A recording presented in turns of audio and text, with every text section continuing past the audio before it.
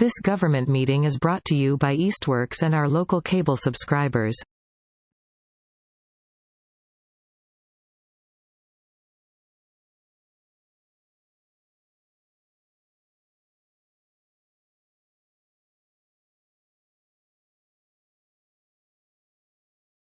With that, I will call to order this meeting of the Easthampton Planning Board for Tuesday, June 2nd, 2026.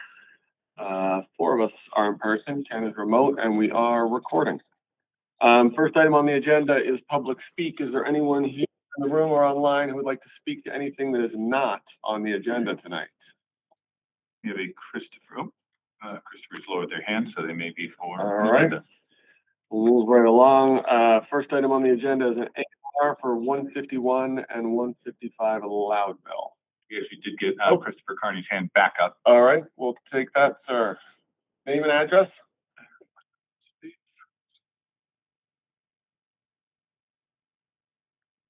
Are you with us, Mr. Carney? I gave him the ability, he just has to accept it. And then he can unmute himself. Hello, can you hear me? Yes. Great. Sorry about that. No problem. My name's Christopher Carney. I'm here from Pioneer Land Planning. On behalf of the applicants. Is this on the A&R, sir? Yes, it is. Beautiful. Okay, great. Please. Yep. So I'm here on behalf of the applicants, Isabella Lofquist and Timothy Hewell, for their project at 151 and 155 Loudville Road. We're here tonight seeking a positive determination that subdivision regulations are not applicable for this proposed land division. At this time, I'd like to share my screen, if possible, to go over the particulars of the project. You should have the ability.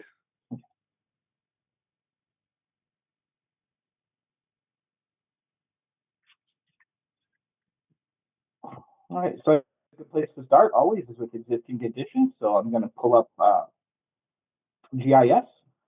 This is parcel 125-6, which is 155 Loudville, and then the neighborhood parcel 51 Loudville, 125-7. This is the current configuration. As you can see, the property line between these two parcels goes at an angle, and it lands in the driveway of 125-6, aka 155 Loudville. So the proposed land transaction would take two triangular pieces of land and deed them to the abutting owners, so that this bold line will be the final configuration of the property, right? Leaving at a perpendicular line from the street, which is always preferred, and it gives the driveway put to 155 Loudville, which makes for a better configuration of lot lines in relation to lot use. Currently, this is in zone rural C, which has a 120-foot frontage. 151 will remain in conformance with zoning regulations. 155 Loudville was not in conformance. It had 80 feet of frontage in existing conditions, and in proposed conditions it moves much closer to conformance at 114.21. So I think in all ways this is a positive change for the city of Easthampton. And I'm here to take any questions that you might have on this project. Any questions from board members? Just one. James? I just want to confirm, and I think this is a good move, don't get me wrong, but the property is 114, still not in compliance, closer, as you said, but not in compliance at 120, correct? Correct. It's a pre-existing non-conforming lot. Thank you. I motion to endorse the A&R. Any comments or questions from the public? Comments or questions from the planning department? Nope. Straightforward. Read it, all look good. All right, can we get a second on the motion to endorse? Second. All right, voting in favor of the motion to endorse. All those in favor? Aye. Thank you, Ken. Opposed, abstaining. All right, I will sign that and at the end of the meeting, I think, and then get it out to you. Thank you. Great. Thank you very much for your time. Take care. All right, moving right along, we have a continued public hearing for Lathrop Community Inc. For a property located at 100 Bassett Brook Drive. Jeff, welcome back. Thank you very much. Just the record, Jeff Squire from the Berkshire Design Group here on behalf of Lathrop Community. Don't have any, new updates to share. We have had some correspondence back and forth with conservation. What I can say is based on my most recent discussion with conservation administrator It seems like the biggest concern is about a potential cottage expansion that is not part of your permit application. The reason we had submitted that with a notice of intent to the commission is because it sits within the 50-foot buffer zone, and knowing the pending ordinance is out there. This was an opportunity to keep our foot in the door in the event that they want to move forward with that, but it's really nothing more than just reserving that space. But the primary focus of the project still remains the solar and the maintenance building, which again, based on my conversation with Ava, that was the less of the concerns to the commission. So we meet with them again Monday, but I think at least insofar as the part that's before you for the maintenance building and the solar, I think that was the important piece. Yeah, and just by way of update, Dylan and I chatted a little bit and tried to come up with a way to, I mean, it's hard for us to do this without Concom's approval first. And I think even the delegation of it is a little bit questionable. And I think there's also always a chance it would have to come back to us anyways if there were any changes to the plan. So I just personally don't think we really can do that until Concom has actually approved the stormwater, but I'm open to discussion if people want to. I was afraid this was going to happen. We're so close to the time when you have that meeting, and this is just before. I'm sorry, it didn't work out. I do agree with Jesse. Doesn't mean I'm against the project. It's just an order of operations thing. Any other comments or questions from the board or thoughts on this? Planning department, anything to add? And again, just kind of what you said there. Any comments or questions from the public in the room or online about this? So I think at this point, we got to continue it. I mean, we'll just push it out 2 weeks and hope that everything's done for that, if that works for everybody. Concur. All So right. what's that? The 16th, yeah. I motion to continue the Lathrop Community special permit till June 16th at 6 o'clock. Second. All right, voting to continue to June 16th. All those in favor? Aye. Aye. Opposed, abstaining. All right, sorry, folks. All right, next up is a public hearing for Riverside Industries for property located at 1 Cottage Street. Can you get somebody to come up and let us know what's going on? Or I think maybe Dylan, you want to give a little background first? Yeah, I'll just kind of fill in for everybody of, why this is before us, where 1 Cottage has been in operation with what they're seeking to do here for about the last 50 years.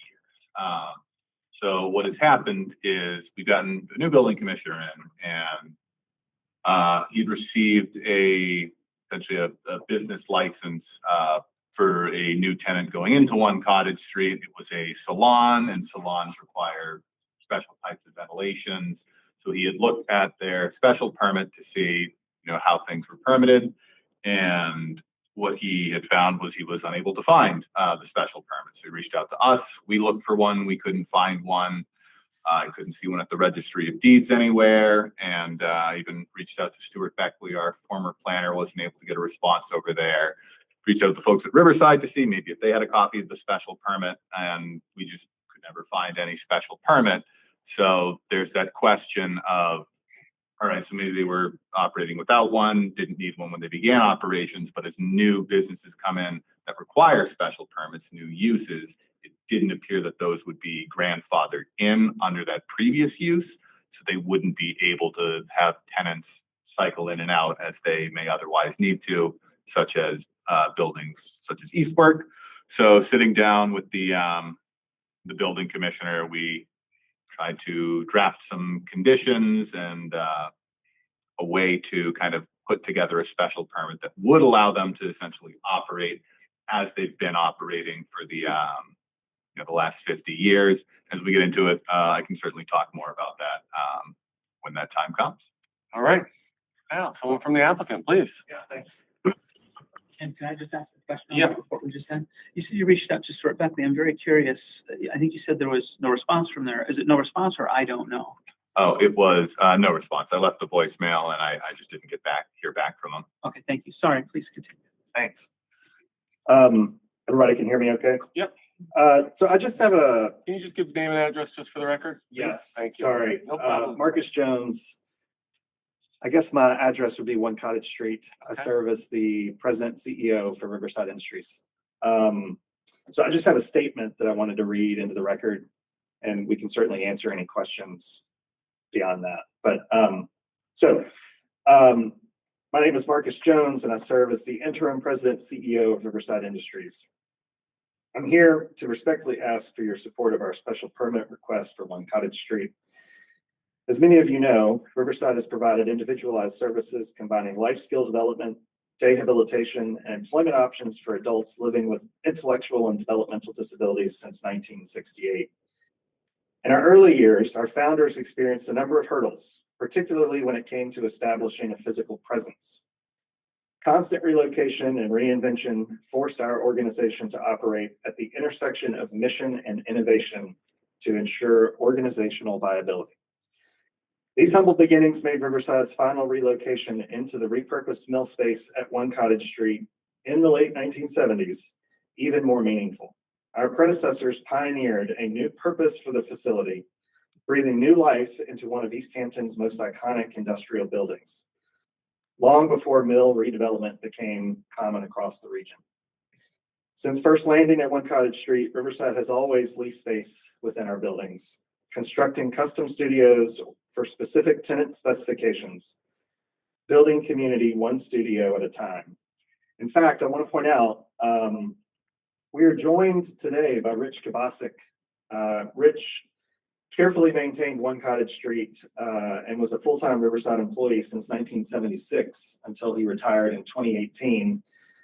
But as we all know at Riverside, you can't actually leave. So Rich has continued working for Riverside, supporting Sergio Hernandez, who's our current building manager, on a part-time basis. So if you're doing math at home, that's 50 years of his life Rich has devoted to Riverside. So thank you, Rich. While we are formalizing this through the special permit process, please understand this approach is not new to us. It's a longstanding tradition that has helped sustain Riverside's mission for nearly 50 years. At Riverside, we view tenant spaces in our building not simply as a source of revenue, but rather as a social enterprise, one that directly supports our nonprofit mission. In a perfect scenario, the income generated from rental tenants allows us to invest more deeply in our programs, creating jobs, fostering independence, and building community for the adults with disabilities that are in our care. At the same time, our tenants have long since contributed to the vibrancy of One Cottage Street, the cultural arts district, and the broader downtown corridor. For many years, One Cottage Street and Riverside have hosted small businesses, fostered creativity, and held space for economic activity right here in downtown. As I reflect on Riverside's past and plan for our next 50 years and beyond, I believe this building model still reflects responsible stewardship. It allows us to honor the original gift that brought the property into our possession. It maximizes the value of our physical property and reduces Riverside's reliance on public funding. It ensures long-term organizational sustainability. One Cottage Street is a unique property. It's a special and fragile place. It is a building with a soul, and we intend to keep it that way. Our strategy is not for short-term profit, but for long-term sustainability. In short, approving this permit supports not only Riverside, but a proven model that blends economic vitality and social impact, one that has been part of Easthampton's character for a very long time. And I urge this board to grant this permit without special conditions. Thank you for your time and your consideration. I can.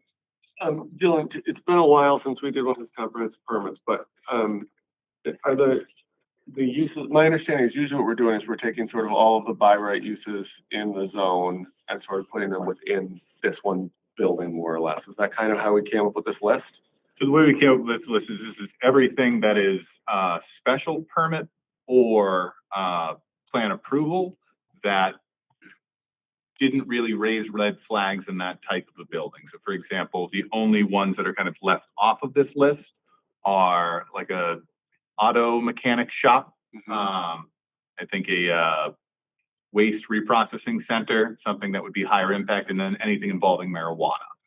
All of those would still require the special permit on a kind of a one-to-one basis, but kind of everything else here, it allows these types of uses because all of these do require special permit or plan approval, but it allows them to now do it administratively through the building commissioner and the fire department and the health department, much like how Eastworks Yeah. operates. So the only one that jumped out to me was bars. Mhm. Is something that we often get a little more involved in, but, yeah, Harry, Yeah, could I add something to that list? sure. I mean, yeah, this list is just a draft to work off of. It's not like. we Oh, okay, picked it. I'd like to see pro shops put on this list. A what? Pro shops. Pro shops? Yeah.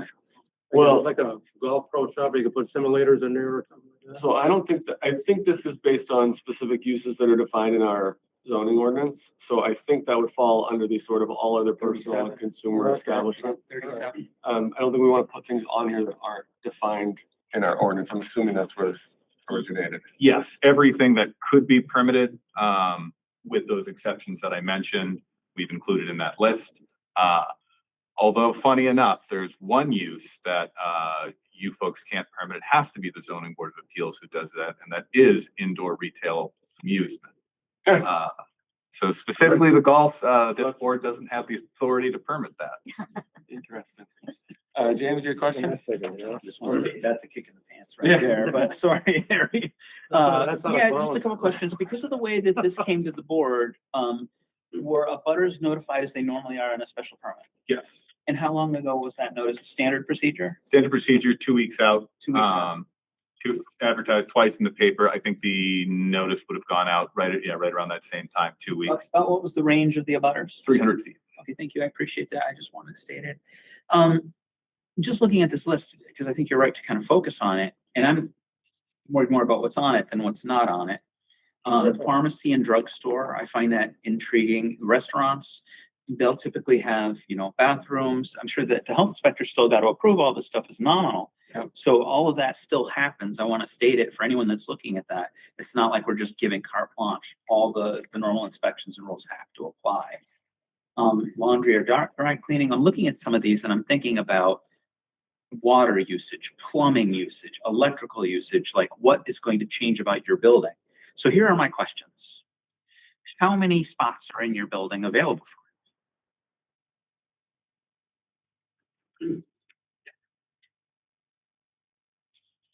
I guess it's name and. Name and address, please. My name's Sergio Hernandez. I work at One Cottage Street, Easthampton, Mass. So your answer, we occupy the entire second floor of Riverside. The rest of our tenants, we have 107 units. That range from 3 to 500 to 1,000 square feet. 300 to 1,000. And I mean, I think there's nothing that would prevent them in this from knocking down walls, making things bigger. I mean, I think that part, I think the philosophy behind a sort of comprehensive permit like this is Riverside sort of steps into being the planning board for that building with the same level of concern. They don't want to have a use that's gonna drive out some of their other tenants or things like that, but it is a little bit of a delegation of our oversight to the property owner. And I think that's why it makes sense to be looking at, what is the low hanging fruit that we really would never be objectionable, and what are the things that are, well, we might want to have some oversight for that. If it's okay, I would like to ask just a few more Yeah, ground-based questions. You're gonna have offices in there, and in that case, people might work late, et cetera. So I'm assuming that people will have their own card keys or access, and there really are no hours. People can come and go day or night. Is that correct? Right now, they have any tenant that we have come in has 24/7 access. Okay. We have 125 parking spots that suit them. So we're able to, we keep the doors open and closed from 9 to 5, like a regular place. But otherwise, after hours, they're able to enter as they please. And they are in the downtown business, so they would be exempt from the parking requirement. No, they are They're in mill mill industrial. industrial, but there is an exemption specifically for that as That's right. well. I believe I cited it. So that's one other thing that, that would be one of the things for especially like a restaurant or bar where we'd be very concerned about, but not in this case. So that would makes things a little easier there. As far as that goes too, in our lease, we require that they can't leave cars in the lots overnight. Okay. I got a quick question. Yes, Ken.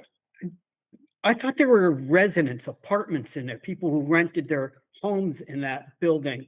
Are they going to be disrupted because of this? Or am I mistaken? Oh, so there is an apartment complex next to us, Next to you. Okay. Okay. Okay. It used to be the dye works, which was Yep. converted into an apartment complex. Okay.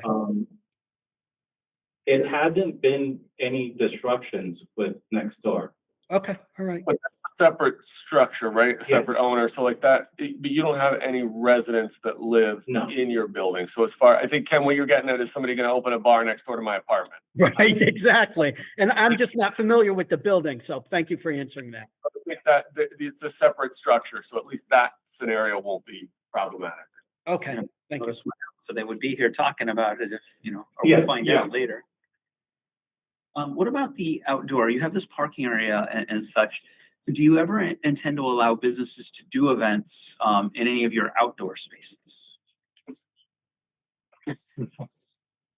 You're gonna get it back and forth. I'll That's try. fine. I recommend you guys I was sit on gonna that say, you might side. wanna stay closer to the. So Marcus Jones, One Cottage Street. The answer to that is yes. We would certainly entertain if we had a tenant or a group of tenants that wanted to, say, host an open studios and they wanted to incorporate some sort of an outdoor market or something of that nature. We would certainly entertain that. It's not out of the question. Okay. I mean, there also is, as you pointed out about the health department, there's also, for a bar, there's gonna be the license commission that's gonna have oversight of the, actual operation of a bar that's there or anyone selling alcohol. Fire department, obviously, building department. So it's not that there's no oversight, it's just that these uses, they wouldn't have to come to us to sort of look through all the things we look through every time for a site plan approval or a special permit. So then my next question would be, if you'll allow, Please. framing this, I think the reality is, well, for at least 50 years, we've really been operating as if you've had this. Correct. So when we look at how it's going to affect Easthampton, it's pretty much how it has affected Easthampton. Exactly. So my question is, what is your current tenancy? In other words, and have you been full at any point? I'm trying to get a sense of, if you're planning to make big changes and fill it out, because what renter isn't trying to fill the entire property? Where are you now, and what might change in terms of you filling the place? So for many years, we were completely full. And we actually had even more units that we rented. 117. 2 years ago, we did some strategic planning and came to a discovery that the tenants in the building, many of whom were legacy tenants and have been there for 40, 50 years, were still paying rental rates that were kept extremely low. While some of the newer tenants that had come in and were signing lease agreements were paying what we established as our new rental rate of $15 per square foot. I believe that's a triple net, so that's all in, all utilities. We had some turnover in the last year. Sergio and his team have done a really tremendous job building that back. As I stand here today, we're probably at 85% occupancy. All of our tenants enter under a 1-year lease agreement. We have one tenant that is under a 5-year lease agreement, and we still have some legacy tenants who are essentially at will. But we have, I guess, to answer your question more directly, we don't have major plans to significantly change the makeup of the tenancy. However, we are in a much more strategic position to think more long-term about the types of tenants that we do bring into the building. So we have welcomed a nonprofit office into our building. We would like to welcome more nonprofit offices where perhaps they could collaborate together. We have licensed therapists who are operating in our building now in spaces that were once for an artisan. As you all know, there is a CrossFit gym that's been in our building for a while now. There's a much more diverse mix of tenants, much more so than we've had in the past. Does that answer? It does, and well, thank you, appreciate it. Those are my concerns. Any comments or questions from the rest of the board? Ken, I don't want to forget you're online. You got any more comments or questions? I'm good, thank you. Anybody else either in the room or online? I don't know if there's anyone else online at all going, but. Anyone online would like to speak or use the raise hand function? All right. I mean, my thought on this, it's always a little weird to delegate, but all of the impacts that we would normally regulate are going to be kept inside the building.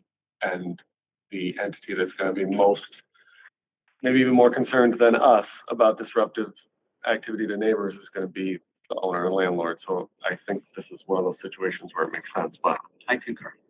I'm ready to make a motion. But I know we have that whole big long document.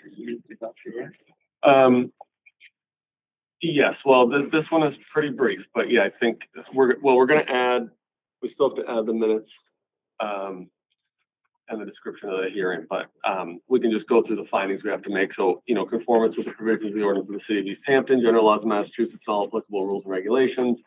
The board finds the project conforms with the city of Easthampton ordinances, mixed use, no industrial zoning, and will comply with mass general laws and I think that's as conditioned. Dylan? Under A. Yes, as Protection of city amenities and abutting properties to the minimizing of any detrimental or offensive uses. The board finds the project preserves the historic Nashwanik Mill building, a contributing structure in a local historic district, and avoids demolition of historic features. The approved uses are compatible and not detrimental. Speak up if anyone has any comments or questions, board members. Minimization of traffic and safety impacts, including pedestrian movement. The board finds the applicant has described existing traffic and circulation features, including a rear parking lot, access road connecting Liberty and Cottage Streets, and multiple building entrances. D, adequacy of methods of disposal of sewage and refuse and the drainage of surface and subsurface water. The project connects to multiple municipal sewer and no changes are proposed to the exterior that would impact the drainage of surface and subsurface water.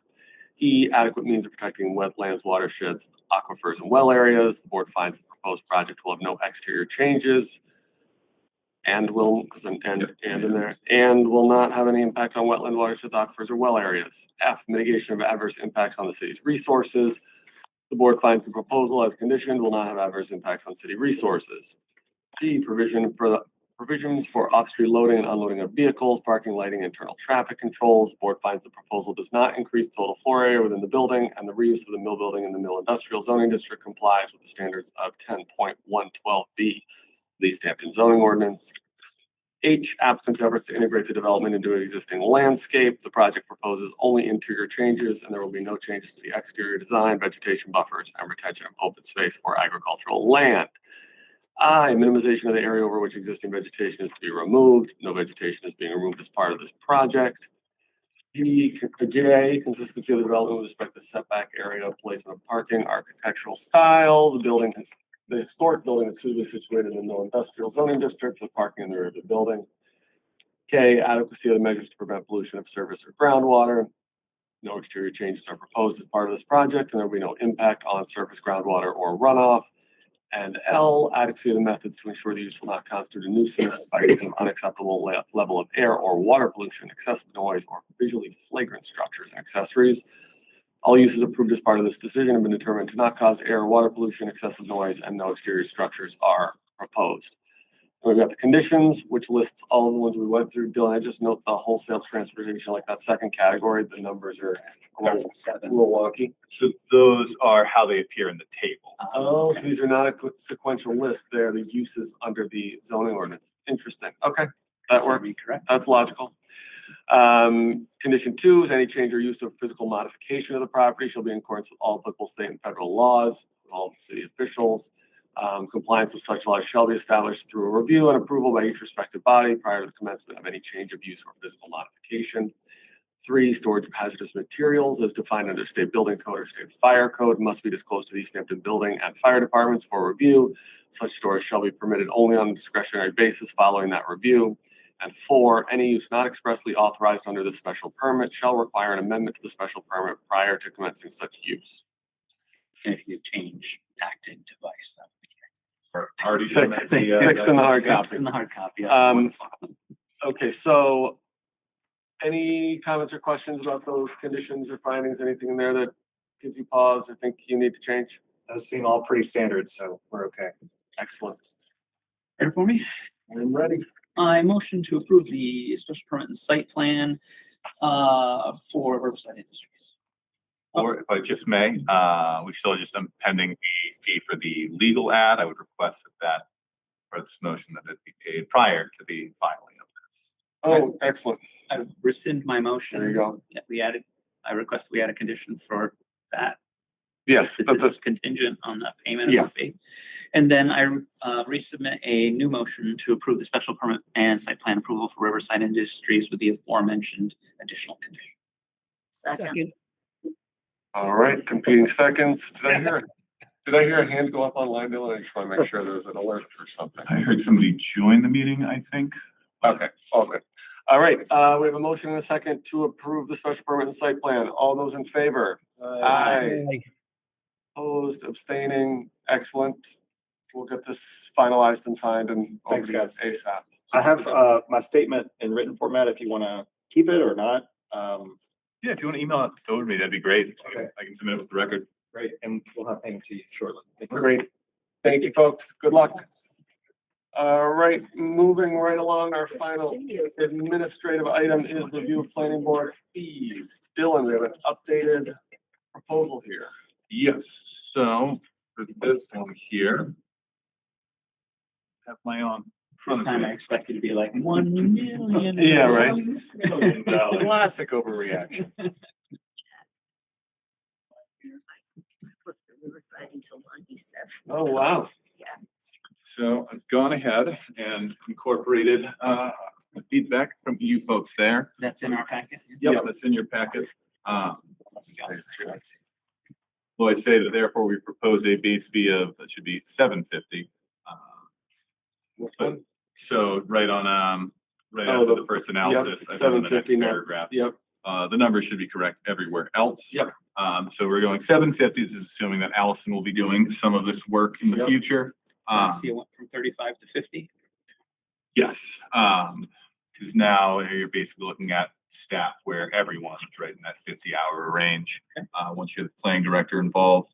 And then again, we look at the proposed fee versus the hearings, assuming I think the actual cost of the city was more accurate previously, but this is saying if they were to come in today under the new fee Yep. structure, the new cost, this would reflect what those would have been more accurately. So once again, you still see kind of in all cases, the proposed fee still comes in well under the estimated cost of the city. Yep. So we're not turning it into a revenue center, but we are Far from it. much more accurately reflecting the costs of the city to administrate these permits. And correct me if I'm wrong, Dylan, there's no, we're free to revise these fees whenever we want, right? Correct. So if we are getting feedback in 3 months that planning department says, you know what, people are coming in and then walking out because the fees, we can always adjust accordingly. But I mean, I think this looks a lot. I honestly, I still think I could support a higher fee here, but I think this is probably a good job of splitting the difference and making sure that, at least for a larger project, I mean, that this is a built-in cost and we shouldn't be subsidizing that. What he said. Any other comments or questions from the board? Anybody online with any comments or questions about the proposed fee schedule? All right, I motion that the planning board implement effective immediately the new fee structure. Second. all right. Voting to approve the new fee structure proposal. All those in favor? Aye. Thank you, Ken. All right, I guess that's all you need from us, huh? That's all we need. I will take a motion to adjourn. Motion to adjourn. All right, voting to adjourn. All those in favor? Aye. This government meeting is brought to you by Eastworks and our local cable subscribers.